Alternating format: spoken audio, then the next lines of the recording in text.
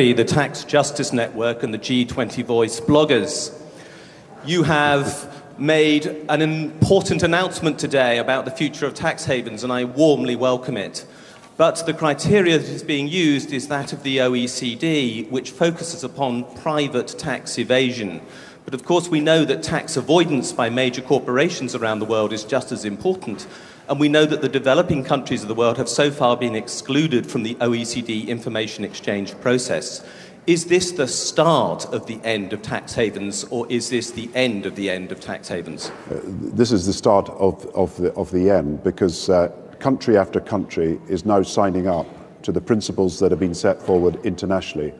The principle is you've got to be prepared to exchange information about tax on request.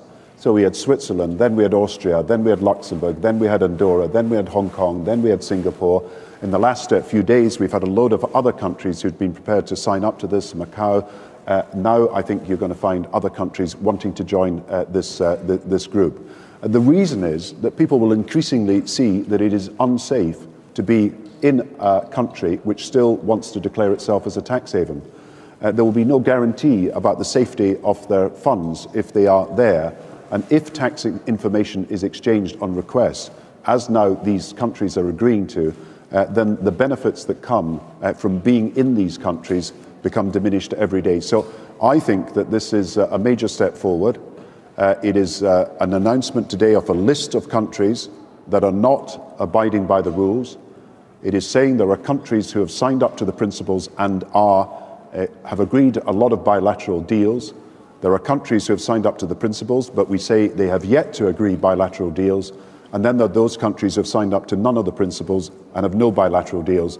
So this is a comprehensive attempt with other initiatives, I believe, to follow. Initiatives that we agreed today to go outside the range of OECD countries as well later to clean up this problem and to try to do it once and for all. Of course, there will be people who try to avoid tax, but we are taking all the legitimate legislative measures to seek to close these loopholes.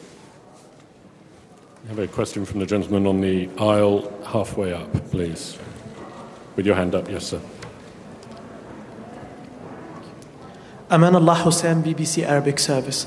Prime Minister, out of $250 billion budget for boosting global trade, how much will be set aside to help developing and poor countries save their trade, especially with the West? And second, please, what is the Saudi contribution to the IMF?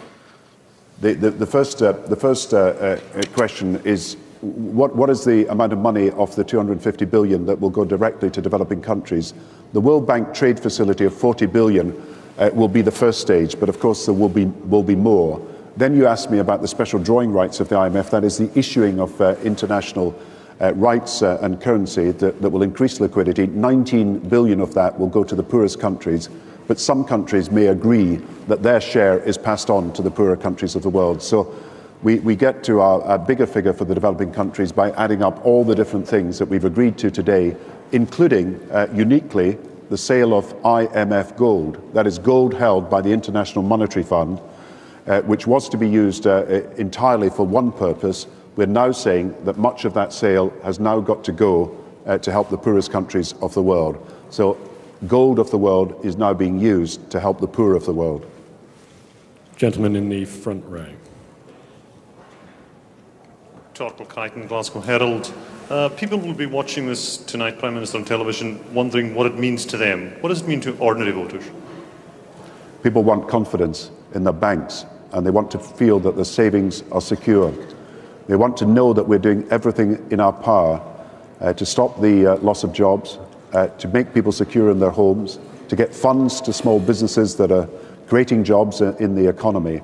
And we've moved one step further on today, a significant step further on, because we've persuaded other countries to join with us in an international programme, a global plan for recovery and reform. I said there was no quick fix, but what we have done today is give people more confidence in the banking system, show that we are investing our resources to create jobs, and making sure that our international financial system, and that means the savings of everybody, their investments in banks, the chances of creating businesses, that we are doing more to make that happen in the months and years ahead. So our priorities are the needs of our individual citizens faced with an international economic hurricane that has hit every country and has lashed our shores as well. And we have got to take the action to help people through these difficult times. A final question, please, lady in the front row on the right-hand side. Prime Minister, thank you very much for talking to us. My name is Rani Singh from Asian Enterprise magazine. Do you think financial boom and bust is inevitable, Prime Minister? I think we've seen how a global financial system can go wrong when what happens in one bank, which is entangled with many banks, then creates almost a power cut right across the world. So, look, we've been dealing in the last 50 years with inflation crises.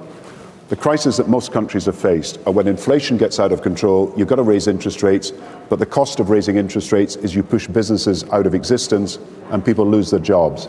The problem now is not inflation. In fact, inflation is very low in most economies. The problem is a global financial failure. The banking system froze up.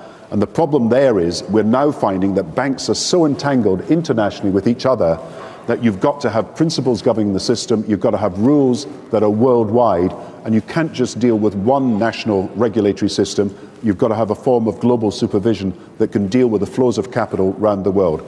If the banking system can freeze up, we've got to be able to take action immediately to deal with that, and that's why we've put in place the restructuring of banks, the new funds that will enable countries that cannot afford to restructure their banks to do so, and of course also the rules for pay and for behaviour and for standards that banks will have to agree to in every country of the world in the future.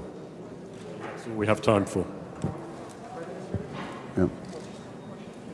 Who is it?